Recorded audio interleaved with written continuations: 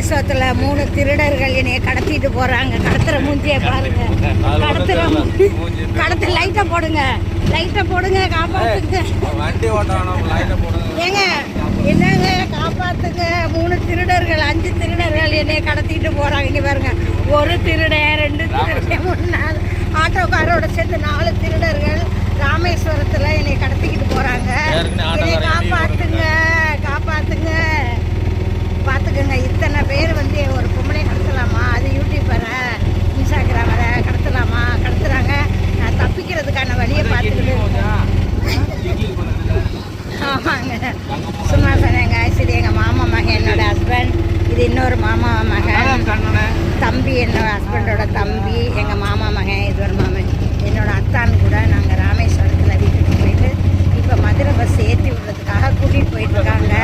அதனால நாங்கள் வந்து மதுரை பஸ்ஸு ஏற போகிறோங்க. எல்லாருக்கும் காலையில் கேட்குதா? பரோட்டாவா? பரோட்டா வேணாங்க, எனக்கு இட்லி தாங்க வேணும். இட்லி சாப்பிட்டுட்டு போகிறோங்க. இந்த வீடியோ பிடிக்கும்னு நினைக்கிறேன்.